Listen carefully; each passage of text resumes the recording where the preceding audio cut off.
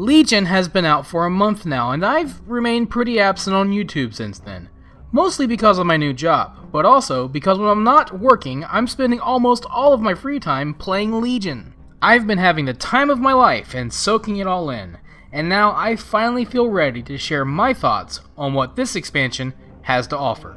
Keep in mind, of course, that these are my opinions and yours might be different. And hey, that's fine, that's okay. I can recall a few times in gaming where a company revitalized a franchise that was heading on a downward spiral. One of the most beloved and best-selling franchises in PC gaming history is the Diablo series. Both Diablos 1 and 2 were huge hits, and fans waited over a decade for Diablo 3. When it came out, it was one of the best-selling PC games of all time, and yet, it was nothing like what fans had hoped for. But sometime later, Blizzard released the expansion for Diablo 3, Reaper of Souls, and this game turned the entire experience around. Although many fans were jaded by the horrid experience that was the original game, and many could argue that even with Reaper of Souls, Diablo 3 never truly captured the same excitement of Diablo 2, Reaper of Souls did pretty well, maintained a good community, and even brought the game to consoles. Another game, Final Fantasy XIV, faced a similar crisis. Upon its release, the game was a complete laughingstock, proving to many fans that the company behind the game, Square Enix, was completely out of touch with its player base. But sometime later, they would release Final Fantasy XIV: A Realm Reborn, which was a complete reimagination of the game.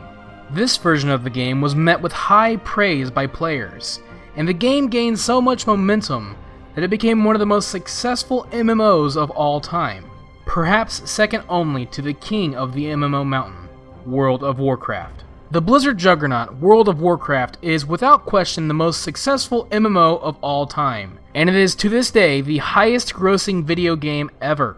To say that World of Warcraft was a smash hit would be the understatement of over a decade, and yet, even World of Warcraft fell victim to the aforementioned downward spiral. By the release of its 5th expansion, Warlords of Draenor, World of Warcraft had lost a considerable amount of momentum, and fans were hoping that this new game would revitalize the franchise. But in spite of the lofty promises heaped on by the developers, Warlords of Draenor was downright dismal.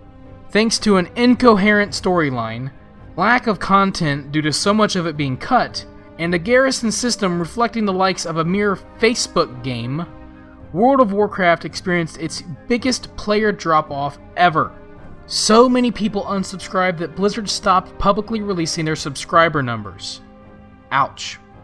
And those of us that would remain would have to slog through 2 years of this horrid expansion, complete with only one content patch, and it was the dirt worst. I bring these things up only to help you identify with my frame of mind going into Legion. I feel that Warlords of Draenor was a wretched expansion, and it almost made me give up on World of Warcraft entirely. But I've seen other companies turn things around, like with Final Fantasy XIV. And I've also seen Blizzard themselves turn things around with Diablo 3. So I could only hope that the exact same thing could be accomplished with Legion. And I can say, in my humblest of opinions, at least for now, it has. Legion, for me, began like every other expansion, with leveling, and like always, my first time through was an experience that I'll never forget. I have always felt that leveling was one of Warcraft's greatest strengths. Most of my favorite memories in the game happened when I was leveling, and Legion is no exception. But what sets leveling apart in this expansion is the new scaling system for levels 100 to 110. With monsters, dungeons, quests, and rewards scaling with your level, this allows for more opportunities for you and your friends to group up. For example, if you're level 100 and your buddy is level 110, you can both tackle the same quests or do the same dungeons together. The only thing that would make this system better is if it was implemented throughout the entire game. Imagine the possibilities of being able to group up with your friends at any level and work together. And along with that comes the other strong side of this system, allowing you to level in any zone you want at any time, instead of forcing you into a specific zone because that's what level you are. That's what it's like leveling through Legion, and the quests play into it really well, allowing you to pick which zone you want to tackle next. The scaling system allows for a little bit more choice on the part of the player, helping to shake up the on-rails vibe associated with the linear questing necessary to tell a coherent story. Questing simply isn't as open as it used to be, but the trade-off is that it allows the game to tell a better story. And with this new system in place, you're able to choose which part of the story you want to see next. And as for the story itself, it's pretty darn good. Spoiler alert ahead. The best thing about Legion is that it has more than one story to tell, which is great because it adds more depth to the world that I'm in. I simply have more than one thing to care about. And yes, I actually care about the story this time, because they've given me characters to care about, like the High Mountain Tauren, the Nightfall, and the Withered, and they've given me villains to absolutely hate. There are characters that I want to chase down in every single raid and wipe them off the face of the earth permanently, and I have not felt that way since Arthas. They did not pull any punches this time in letting you know that these villains are a threat, at the cost of some of our most beloved allies.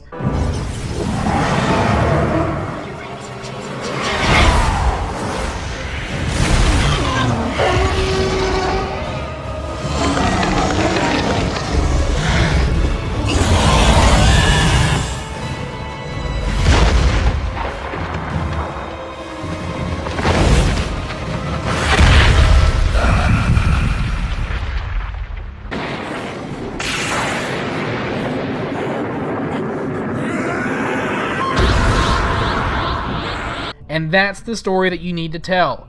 Get me to care about what's going on in your game, and I'm going to want to play it. What a novel concept.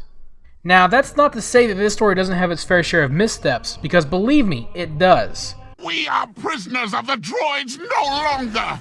We are prisoners of the droids no longer! For one, it is painfully obvious that they are trying really hard to reverse engineer everything we have perceived about a certain character. But considering how beloved this character is and how poorly their story was told before, it's forgivable. It's kind of ironic considering how much they completely neutered a close relative of his. Where are you, Tyrande? I need you. Hurry. I cannot fight much longer. You cannot keep me from her. Tyrande! Oh my god, Malfurion, stop talking. Other than that though, there were just moments that really required me to suspend my disbelief. A lot of these I guess you could boil down to gameplay mechanics versus story, but sometimes I think we give Blizzard too much of a free pass on this one. I mean, it's one thing to expect me to overlook demons running around cities with their warlocks, or the fact that hunters don't actually use arrows anymore, but there were moments in this expansion that just left me scratching my head. For example, I was playing my rogue. I was in my order hall, which is in Dalaran, which floats over the Broken Isles. I wanted to get my outlaw artifact weapons, so I was sent to Booty Bay, and I was excited, wondering where I was going to sail off to. You want to know where it sent me? Back to the Broken Isles. What? I was just here.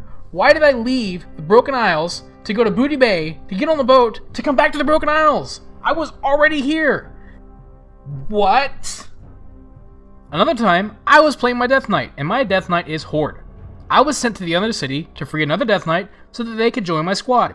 I thought, cool, I'll just take the portal to Undercity, go over and free the dude. Well, I go to Undercity, the quest sends me up the flight path tunnel, out of Undercity. When I exited the tunnel, a scenario started which sent me back into Undercity, this time dismounted, and I had to fight my way through a bunch of slimes, and then I had to fight the Undercity guards, which are my allies, to get to the dude that I had to free. I had to fight people that work for the Forsaken who I was just working with in Stormheim. It doesn't make any sense.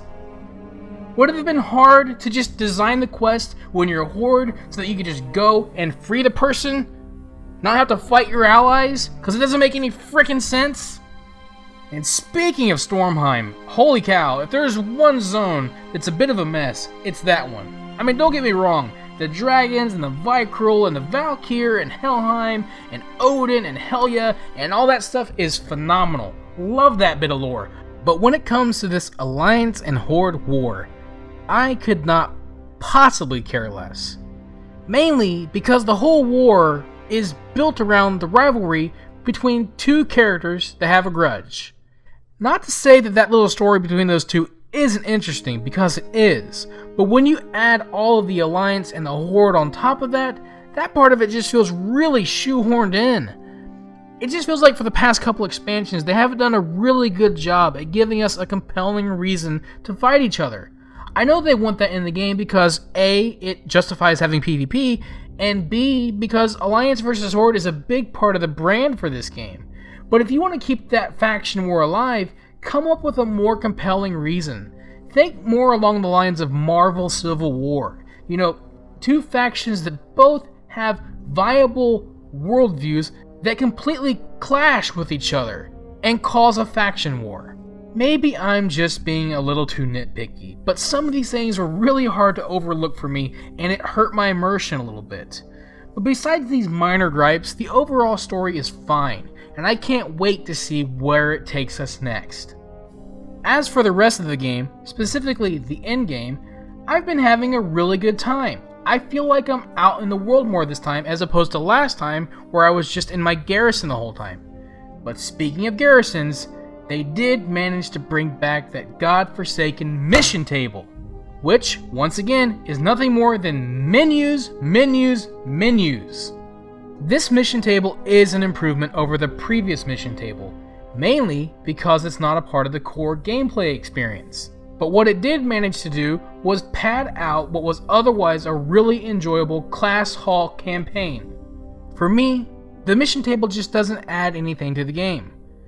In other words, I'm having fun with Legion in spite of the mission table, not because of it. But I will say, for those out there that do appreciate the mission table, I'm glad it's there for them. The rest of us can do other things, like world quests, which I think are awesome. When I log into WoW these days, the first thing I do is open my map, and I look and see what all world quests are available, and I decide what I want to go for.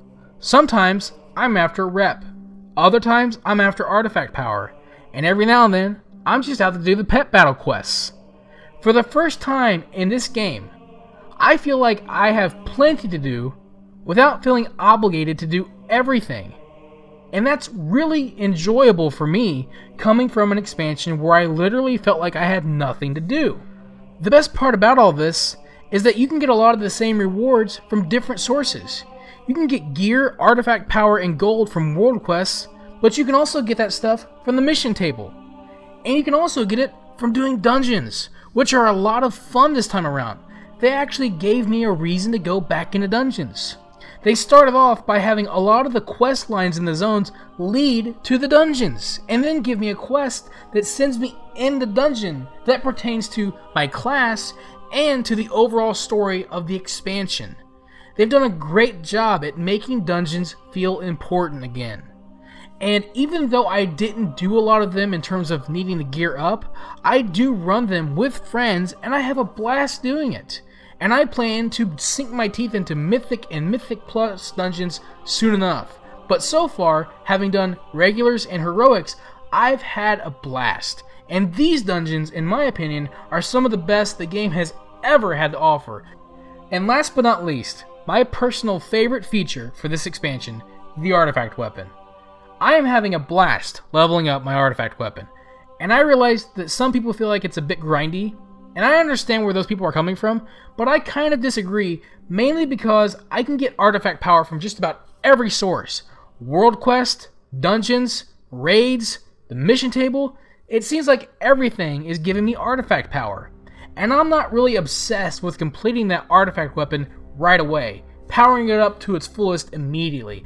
I'm doing it at my pace. And I'm enjoying it because I feel like every day I'm getting a little bit more powerful. Even though that's technically not true, it's an investment and it's one that I'm enjoying because it doesn't feel as grindy as, say, the Legendary Ring did. It doesn't feel as grindy as old, grindier systems felt. For me, it's more enjoyable because I'm actually seeing things that I'm unlocking, and when I unlock certain traits, I actually see a significant increase in power for my character. The only thing that sucks though is that when I switch to a different alt, I have low artifact knowledge again. I have to start from scratch for every alt. And while I am enjoying doing this the first time through, switching over to an alt really sucks because they feel incredibly weak by comparison.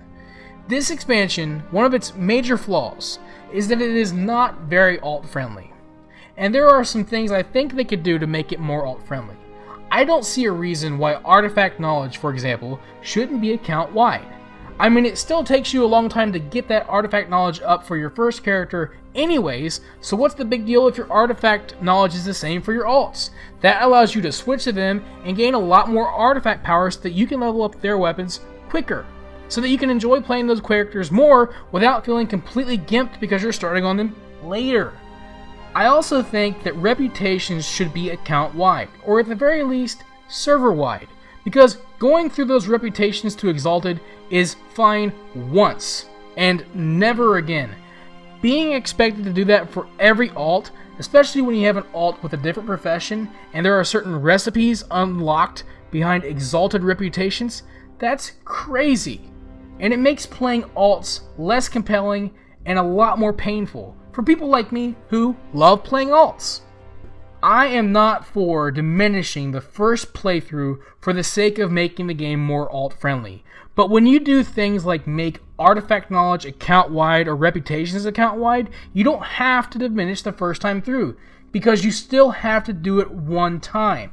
You don't have to speed things up, because when you unlock it for your account. And that way your alts can reap the benefits of all that hard work without being expected to do it all over again. That is a very archaic way of thinking when you have other MMOs who do allow those things to be unlocked account-wide for all characters on your account. Blizzard, in my opinion, needs to get with the times when it comes to making the game more alt-friendly. There are ways to do it without diminishing the first time through, and I think it's time that Blizzard get with the program. So at the end of the day, Legion may not have reinvented the wheel or broken any new ground with the MMO genre, but for me, it's made World of Warcraft fun to play again, and I haven't felt that way for a while now. So I call that a success, and I'm having a blast playing Legion. I hope that Blizzard can capitalize on this momentum and continue to make World of Warcraft the great game we all know it can be. I'm excited about 7.1 going back into Karazhan, and I'm looking forward to seeing what Blizzard will do with future patches for Legion and for any expansion beyond. For Azeroth!